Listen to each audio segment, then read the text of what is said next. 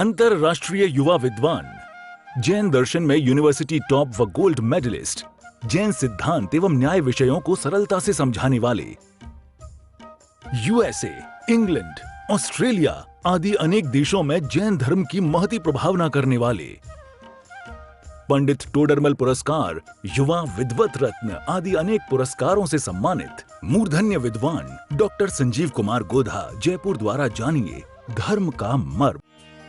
इस कार्यक्रम के प्रायोजक हैं श्रीमान निर्मल कुमार जी लोहाड़िया, श्रीमती उर्मिला जी लोहाड़िया, श्रीमान विपुल जी लोहाड़िया, श्रीमती प्रियंका जी लोहाड़िया, कुमारी आरवी लोहाड़िया एवं समस्त लोहाड़िया परिवार, भीलवाड़ा, राजस्थान। ज्ञानी जीव अतीन्द्रिय सुख का प्रेमी है। वाह!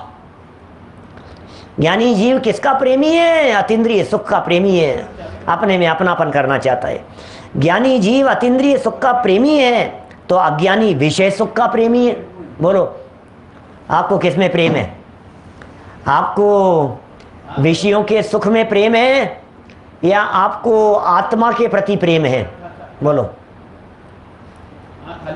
सम्यक दृष्टि ज्ञानी जीव, जो सम्यक दृष्टि ज्ञानी जीव होते हैं वो विषय भोगों में मग्न नहीं होते। बनारसी दास जी का बहुत सुंदर पंक्तियां हैं निर्जरा द्वार की।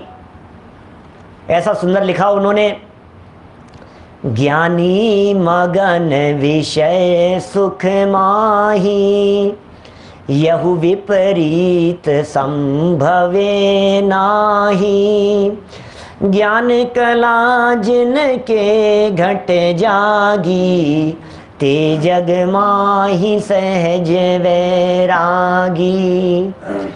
ज्ञानी मगन विषय सुख माही, यहु विपरीत संभवे नाही। ज्ञानी जीव मग्न हो जाए। देखो, मगन शब्द का प्रयोग किया है, पॉइंट टू बी नोटेड। क्या कहते हैं? ज्ञानी जीव विषय सुख को भोगता नहीं है, ये नहीं कह रहे हैं क्या? लेकिन ज्ञानी जीव विषय सुख में मग्न नहीं होता है। हीराचंद जी साहब, क्या विषय सुख भोगता होगा क्या? तो उसमें मग्न नहीं है। ज्ञानी मगन विषय सुख माही, ये विपरीत बात है और ये बात संभव नहीं है। तो फिर साहब क्या बात कर रहे हो? अरे भाई, वो तो वैरागी है। कि नहीं नहीं, वैरागी नहीं है। 96,000 रानियों के साथ में रहते हैं, अभी तो वैरागी नहीं है। अभी तो युद्ध लड़ रहे हैं, वैरागी नहीं है। अभी तो भोजनशाला में है, वैरागी नहीं है। अभी तो काम धाम करते हुए, दुकानदारी चलाते हुए दिखाई दे रहे। अरे सुनो भाई, ज्ञान कला जिनके घट जागी, ते जग माही सहज वैरागी। वैराग्य कोई दिखाने की चीज थोड़ी न है, वैराग्य कोई प्रदर्शन की चीज थोड़ी न है। जिनके अंदर में ज्ञान की कला जागृत होती है, उनका तन के प्रति तन्मयता टूट जाने के कारण अंदर में वैराग्य की भावनाएं चलती है, अंदर में विरक्ति की भावनाएं चलती है। अरे अंदर से विरक्त हो गए हैं। हो भोग भोगते हुए भी अजमेरा जी विरक्त हैं वे उससे। देखिए चर्चाएं चल रही है यहाँ।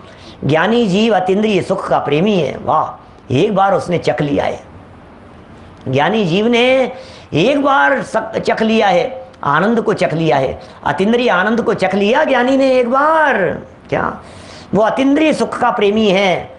तो अज्ञानी किसका प्रेमी है? विषय सुख का प्रेमी है।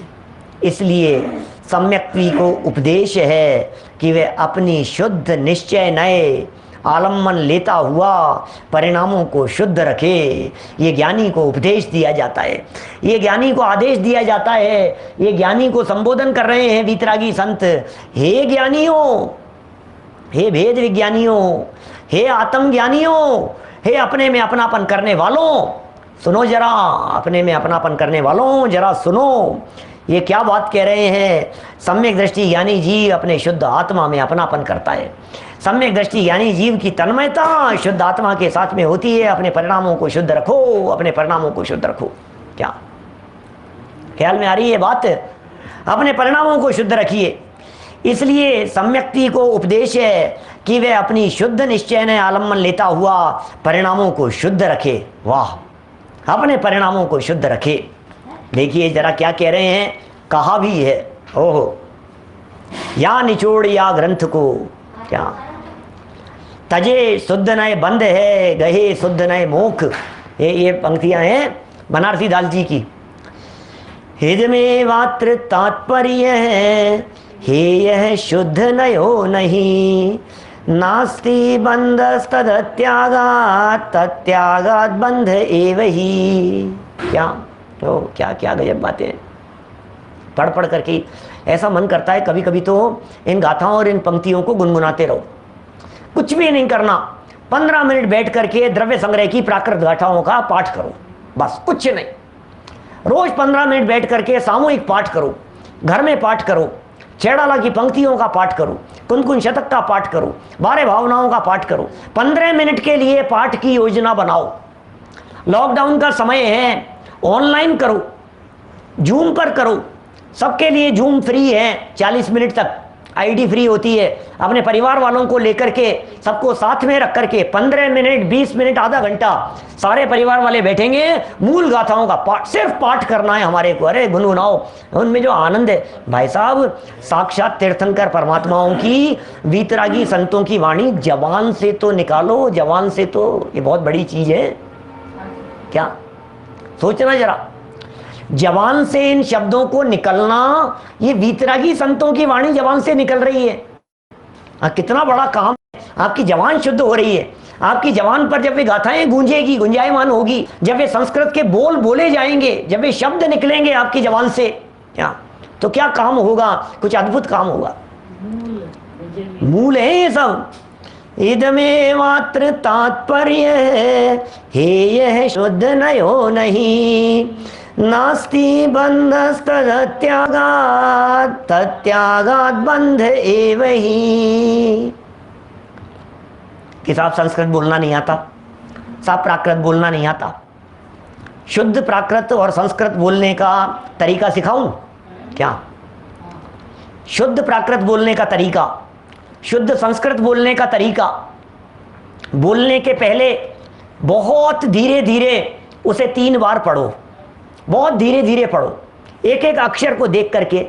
ई द मे वात्र, ई द, ई दिख रहा है हाँ, कि द दिख रहा है कि हाँ, मे दिख रहा है कि हाँ, वात्र दिख रहा है कि हाँ। ई द मे वात्र तात्पर्य है, हे यह शुद्ध नयो नहीं, नास्ति बंधस्तदत्यागात, तत्यागात बंध एव ही। हो गया शुद्ध, और क्या है, नहीं बोला जा रहा है। फिर एक एक अक्षर को ध्यान से देख करके बोलो, 3 बार बोलोगे और शुद्ध हो जाएगा, और क्या, इतना ही तो है। धीरे बोलने से बिल्कुल शुद्ध बोलने में आएगा। ध्यान से एक एक अरे भाई, मैं बहुत पुरानी बात कहता हूं, कहां की बात है देखो, नॉर्थ कैरोलिना की बात है शायद, राले नॉर्थ कैरोलिना में, वहां हम प्रवचन के लिए गए हुए थे, तत्वार सूत्र पर प्रवचन चल रहे थे। अरे पंडित जी हम तो नहीं बोल सकते सूत्र, हम तो नहीं बोल सकते। तो मैंने कहा आप हिंदी तो बोल सकते हो? बोले हाँ हिंदी तो बोल सकते हैं। तो मैंने कहा ये जो लिखा है इसमें मुझे कोई शब्द ऐसा बतलाओ जो हिंदी का नहीं हो। क्या बोलो, आप कह रहे हो संस्कृत नहीं आती, संस्कृत नहीं आ रही, मुझे तो सिर्फ इतनी सी आप बतला दीजिए कि कौन सा शब्द ऐसा है जो शब्द इसमें हिंदी का नहीं है, कौन सा अक्षर ऐसा है जो हिंदी का नहीं है। अरे फिर मर्म समझ में आने लगते हैं, फिर अर्थ समझ में आने लग जाते हैं। बख्तावर बोलने लगो आप ऐसा आपके जवान पर, फिर अर्थ समझ लो, फिर कभी एक आध बार हम चलाएंगे तो अर्थ समझ लेना एक बार, फिर बोलोगे तो मजा आता रहेगा, उसमें क्या है। देखिए यहां पर इस उपदेश का यही प्रयोजन है कि शुद्ध निश्चय को कभी ना छोड़ो। ओहो क्या कह रहे हैं, यहां पर इस उपदेश का यही प्रयोजन है, यही प्रयोजन है कि शुद्ध निश्चय को कभी ना छोड़ो, शुद्ध निश्चय को कभी भी मत छोड़ो। इसके ग्रहण करने से कर्म बंद नहीं होता है, इसके ग्रहण करने से कर्म बंद कभी नहीं होता है, और इसके त्यागने से कर्म बंद ही होता है। ये शुद्ध नहीं क्या चीज है, क्या जोवालिया जी साहब, ये शुद्ध नहीं क्या चीज है। शुद्ध नहीं माने अपने आत्मा का शुद्ध स्वरूप, शुद्ध नय माने त्रिकाली ध्रुव आत्मा, शुद्ध नय माने चैतन्य तत्व, शुद्ध नय माने मैं, शुद्ध नय माने क्या है? शुद्ध नय का मतलब शुद्ध नय का विषयभूत आत्मा। क्या? शुद्ध नय का विषयभूत आत्मा, उसमें अपनापन करो कि साहब मोक्ष मार्ग, अरे तू क्या मोक्ष मार्ग की बात करता है? मुक्ति कन्या वरमाला लेकर के तैयार खड़ी हुई है, अपने में अपनापन करे तो मैं इसके गले में वरमाला डालूं, ऐसा है। बोलो क्या बात कह रहे हैं? उपदेश की ये प्रक्रिया है कि शुद्ध निश्चय को कभी मत छोड़ो, इसके ग्रहण करने से कर्म बंद नहीं होता, शुद्ध नय से कर्म बंद नहीं होता। शुद्ध नय इसका मतलब सुरक्षा कवच। शुद्ध नय माने क्या है? सुरक्षा कवच। मैंने अभी इन दिनों में थोड़े समय पहले कई तरह की मान्यताएं देखी, जगत में क्या बतलाएं, दुनिया भर में क्या क्या चलता है। आप लोग हमसे ज़्यादा देखते होंगे, हमें तो कोई बता देता है, कोई दिखा देता है तो दिख जाता है। कई जगह ऐसा चल रहा है, इस मंत्र को बोलो, ये आपके लिए कोरोना का सुरक्षा कवच है। ये हो गया भाई साहब क्या? ये मंत्र बोल करके और इसको ऐसे घुमा करके ऐसे निकलो, ये आपके लिए सुरक्षा कवच है। ऐसी बातें समाज में चलती है। इस चीज को जेब में रख करके जाओ, ये आपके लिए सुरक्षा कवच है भाई साहब, फिर नहीं लगेगा आपके। मैंने कहा भाई साहब क्या हो रहा है? ये पूरी दुनिया में कुएं में भांग पड़ी है ऐसा लगता है। लेकिन क्या करें भैया, हमें तो अपना लोटा छान करके पीना है। क्या हम क्या करें? अपना लोटा छानना है अपना, अपने को तो किसी को समझाना नहीं है, किसी को सिखाना नहीं है, दुनिया के ऊपर ऑब्जेक्शन करना नहीं है, किसी से लड़ना नहीं है, किसी से झगड़ना नहीं है, किसी से किसी प्रकार का विवाद नहीं करना है, अपनी मति को व्यवस्थित करना है। ये सुरक्षा कवच बतला रहे हैं। जो जीव शुद्ध नय को ग्रहण करता है उस जीव को आकर फिर कर्म रूपी कोरोना नहीं चिपकता है। ये सुरक्षा कवच है, ये असली कवच है। गहे शुद्ध नय मोख, ये कह रहे हैं अमृत चंद्राचार्य देव का कलश है भाई साहब, समय सार का 122 नंबर का कलश। समय सार पढ़ा रहे हैं, 122 नंबर कलश पढ़ा रहे हैं समय सार का। बोलो शुद्ध नय के ग्रहण की प्रेरणा दे रहे हैं। और शुद्ध नय को यदि छोड़ दिया तो क्या होगा? बोले फिर कहीं सुरक्षित नहीं है, फिर तो कर्म आएंगे, फिर कर्म आकर के जकड़ेंगे, फिर कर्म आकर के बांधेंगे, तड़पाएंगे। बोलो आप क्या करें? कितना सुंदर है। तजे शुद्ध नय बंद है, गहे शुद्ध नय मोक्ष। आपको सुरक्षा चाहिए ना? क्या सुरक्षा चाहिए क्या नहीं? बोलो क्या? हाँ साहब सुरक्षा चाहिए, सुरक्षा चाहिए साहब। किससे सुरक्षा चाहिए? कि साहब इन बीमारियों से सुरक्षा चाहिए। किसको होती है बीमारियां? अरे साहब शरीर को होती है। तो फिर शरीर किसका है? कि बोले वो तो पर है, लेकिन बीमारियां तो मुझे होती है। अरे मूर्ख, क्या कहे? शरीर को तो पर बोल रहे हैं, फिर कहता है कि बीमारियां मुझे होती है। एक देह के प्रति अपनापन तोड़ देना, ये जो शुद्ध नय की दृष्टि है, शुद्ध नय देह के प्रति दृष्टि तोड़ाकर आत्मा में अपनापन कराता है, अपने में अपनापन कराता है, इसका नाम है शुद्ध नय। क्या समझ में आ रही है बात? देह के प्रति अपनापन तोड़ाकर अपने में अपनापन कराता है, अपने शुद्ध स्वरूप को बतलाता है। अरे पर और पर्यायों से पार अपने चैतन्य तत्व को जो बतलावे उसका नाम शुद्ध नय है। क्या शुद्ध नय किसका नाम? जो हमें पर से भिन्न बतलावे। क्या बिजौलिया जी साहब, नरेंद्र जी क्या कह रहे हैं? जो पर से भिन्न हमें बतलावे, जो पर्याय से भिन्न हमारे को बतलावे, जो अपने त्रिकाली ध्रुव चैतन्य तत्व का हमसे परिचय करावे, उसका नाम शुद्ध नय है।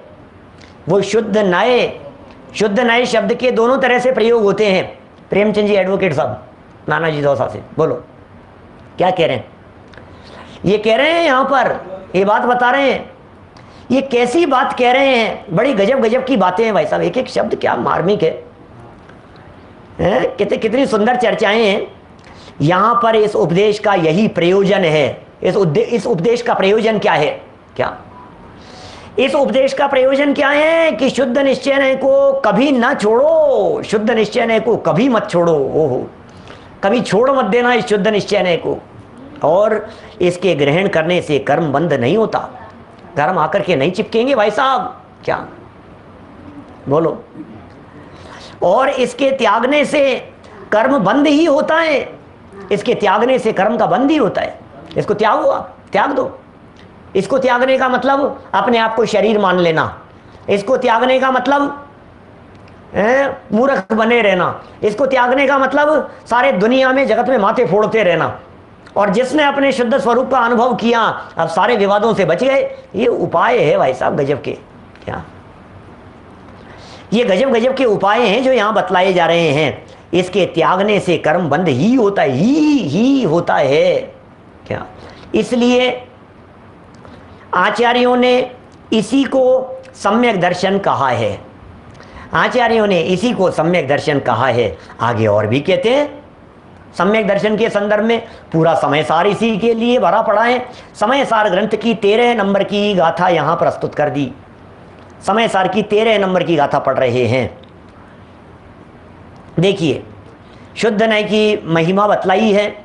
शुद्ध नय की महिमा बतलाने वाली चर्चाएं पूरे समय सार में आई है। 11वीं गाथा तो ये कहती है कि शुद्ध नय का अवलंबन लेने से ही सम्यक दर्शन की प्राप्ति होती है। शुद्ध नय के अवलंबन से ही शुद्ध नय के शुद्ध नय के अवलंबन से ही सम्यक दर्शन होगा। चलिए भूदत्थेणाभिगदा जीवाय पुण्य पावम च। देखो धीरे धीरे बोलना गाथा। भूदत्थेणाभिगदा जीवाय पुण्य पावम च आसव संवरणे जर बंधो मोक्षो सम्मतम। क्या गजब है भाई साहब, क्या कह रहे हैं। ये पूरे समय सार में आपने यदि आपको समय सार के अधिकारों के नाम याद हो, समय सार के अधिकार कितने चैप्टर हैं समय सार में, अधिकारों के नाम बतलाओ। तो जब अधिकारों के नाम बतलाते हैं तो कहते हैं सबसे पहले जीवाधिकार पहला, फिर पुण्य पाप अधिकार, पहले जीवाश्रम, पहले जीवाजीव अधिकार, दूसरे का नाम पुण्य पाप अधिकार। कर्ता कर्म है, कर्ता कर्म को तो उसी में शामिल कर लिया जीव के अंदर ही। फिर उसके बाद पुण्य पाप अधिकार, फिर पुण्य पाप के बाद में आश्रव अधिकार, आश्रम के बाद में संवर अधिकार, बंद नहीं लिया, आश्रम के बाद में संवर, फिर संवर के बाद में निर्जरा, फिर निर्जरा के बाद में मोक्ष नहीं है, फिर बंद अधिकार और फिर मोक्ष अधिकार। ये क्या क्या चक्कर है भाई साहब। ये हैं ये तत्वों के क्रम से लिखते हैं ना। आश्रम अधिकार के बाद में कुंदाचार्य देव बंद अधिकार लिखते, फिर संवर निर्जरा मोक्ष अधिकार लिखते। पहले जीव अधिकार लिख दिया था, पुण्य पाप अधिकार आखिरी में दे देते। माने या आश्रम लिख करके फिर आश्रम बंद के बाद में पुण्य पाप उनके विशेष लिख देते। माने कुछ तो क्रम होता। ये क्या किया उन्होंने। लेकिन देखो सुनो, कुंदाचार्य देव ने किस अधिकारों में और किस क्रम से हमें इस समय सार ग्रंथ की रचना करनी है, इसकी योजना उन्होंने 13 नंबर की गाथा में लिख दी। गाथा देखो, भूदत्थेणाभिगदा, क्या जीवा नंबर 1, फिर क्या पुण्य पावम, पुण्य पाप, फिर आसव संवर निज्जर बंधो और मोक्षो। ख्याल में आ रही है बात। ये क्रम है सारे अधिकारों के, और इनके प्रति श्रद्धा का नाम ही सम्यक दर्शन है। ये 13 नंबर की गाथा है। अनुवाद पढ़ रहा हूं नीचे से, जरा देखिए क्या कहना चाह रहे हैं आचार्य देव। निश्चय नय से जाने हुए, ओह शुद्ध नय भूतार्थ है। ये तो 11 नंबर की गाथा है ना। शुद्ध नय भूतार्थ है, अभूतार्थ है, व्यवहार ने भूतार्थ की शरण गए, यह आत्मा सम्यक लहे। ये देखो क्या कह रहे हैं, निश्चय नय से जाने हुए जीवादिक 9 पदार्थ ही सम्यक्त्व है। ओह भाई साहब क्या कह रहे हैं, निश्चय नय से जानो, जीवादिक पदार्थों को जानो। नव तत्व तत्वेपि यत एकत्वम न मुंचति। 9 तत्वों को शुद्ध निश्चय नय से जानो, जीवादि पदार्थों को सम्यक्त्व है, इसी का नाम सम्यक्त्व है, इसी का नाम सम्यक दर्शन है। इसका भाव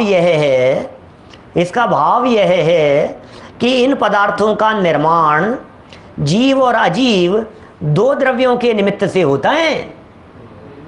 क्या इन इन पदार्थों का जो निर्माण है वो दो द्रव्यों के निमित्त से होता है। उनमें यह जानना चाहिए कि अजीव द्रव्य तो सर्वथा त्यागने योग्य है। क्या जिसे अपन गेय कहते हैं ना, या त्यागने योग्य का मतलब ग्रहण करने योग्य नहीं है, बस इतना ही अर्थ समझना।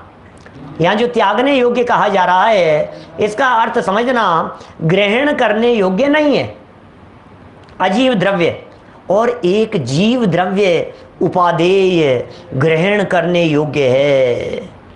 वाह, वह कर्मों से सर्वथा पृथक है, इसी का नाम सम्यक्त्व है। क्या करें भाई साहब सम्यक दर्शन के लिए, बताओ आप सम्यक दर्शन के लिए क्या करें?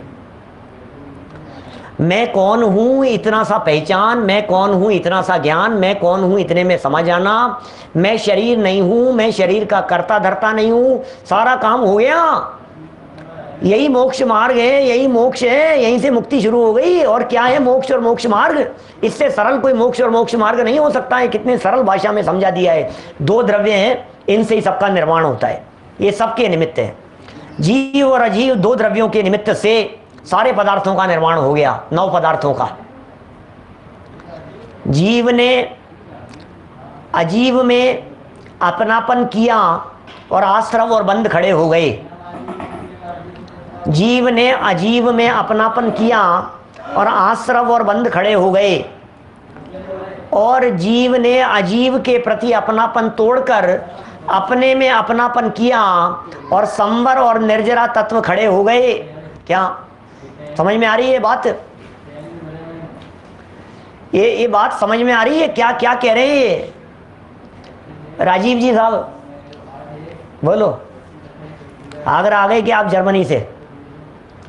मैं कौन हूँ, आया कहाँ से, और मेरा रूप क्या, संबंध दुखमय कौन है, स्वीकृत करूं परिहार क्या। कल भी तो सुनाई थी शायद यही पंक्तियां, ध्यान नहीं रहता।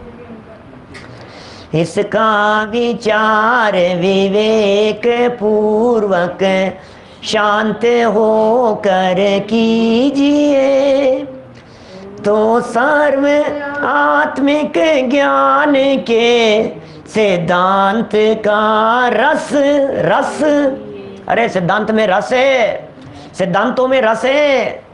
मौसम चल रहा है साहब, आम का रस पीते हो क्या नहीं पीते हो? कि हाँ साहब आम का रस पीते हैं। बेल का पीते हो क्या? इसका पीते हो क्या? नींबू का पिया क्या आपने? नींबू रस, नींबू पानी, इसका रस, इसका रस। अरे विषयों का रस, इंद्रियों का रस तो अनेक बार पिया है। वो रस रस नहीं है, वो जहर है। रस तो आत्मा में है। क्या रस तो आत्मा में है, बाहर में रस नहीं है, पर पदार्थों में रस नहीं है। पर में अपनापन नहीं करना, अपने में अपनापन करना। क्या अपने में अपनापन करो, अपना रस। ओहो, अपनी निधि तो अपने में है, बाह्य वस्तु में व्यर्थ प्रयास, जग के सुख तो मृग तृष्णा है, झूठे हैं उसके पुरुषार्थ। क्या अपनी निधि तो अपने में है। ओ सारी निधि, सारा खजाना अपने में ही है भाई साहब। अंतर्मुख हो, देख, अंतर्मुख होकर के देख तो सही, तू स्वयं महादेव है। क्या बात कर रहा है, स्वयं परमात्मा है। अपनी निधि तो अपने में है, और बाह्य वस्तु में व्यर्थ प्रयास, जग के सुख तो मृग तृष्णा है, झूठे हैं इसके पुरुषार्थ, झूठे हैं इसके पुरुषार्थ। सारे पुरुषार्थ झूठे हैं भाई साहब। किसका त्याग, किसका ग्रहण? मैं कौन हूं सच में, जिसमें अपनापन होता है ना, जिसे अपना मानते हैं, वहां अपने आप अपनापन हो जाता है, वहां तन्मयता हो जाती है, उनके सुख दुख अपने लगने लग जाते हैं। बोलो, शादी होकर के आई आपके यहाँ बहू, अब क्या हुआ? अभी अपनापन नहीं था। अब जैसे जैसे अपनापन बढ़ता गया, अब जो है अब ये घर अपना लगने लगा, और यहाँ की जो परिस्थितियां हैं, जो सुख दुख हैं, वो पति के सुख दुख अपने सुख दुख लगने लगे। इस कार्यक्रम के प्रायोजक हैं श्रीमान निर्मल कुमार जी लोहाड़िया, श्रीमती उर्मिला जी लोहाड़िया, श्रीमान विपुल जी लोहाड़िया, श्रीमती प्रियंका जी लोहाड़िया, कुमारी आरवी लोहाड़िया एवं समस्त लोहाड़िया परिवार, भीलवाड़ा, राजस्थान।